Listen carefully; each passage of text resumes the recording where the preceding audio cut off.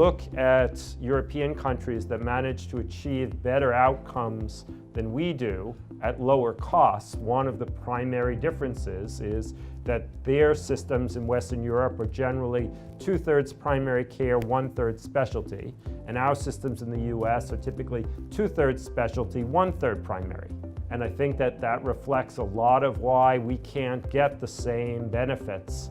despite spending a lot more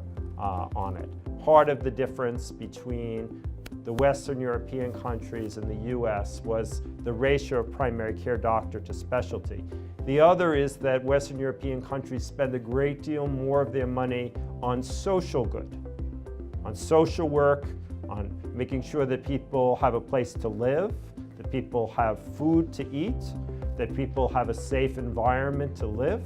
and that especially for low-income people, one of the great frustrations in the way I got involved with doing housing was I would see my own patients come into the hospital homeless and thereby have huge costs due to illnesses that were either preventable or where they could have had shorter hospital stays if they had a home. And I think I'm hoping many of you will help me on that in New York City. There still remain many people who are stranded in hospitals because we cannot house them. And that, unlike most diseases, we have a cure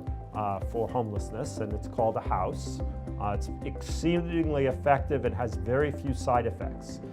So I'm hoping that as primary care doctors who are naturally focused on what it is our patients need,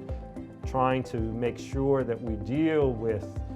their housing, with their food, with whether they are living with a violent spouse, whether people are drug addicted, whether there are serious mental health issues. Those are things that primary care doctors are used to thinking about, are comfortable about thinking about, and I think that would make a huge difference in the cost curve.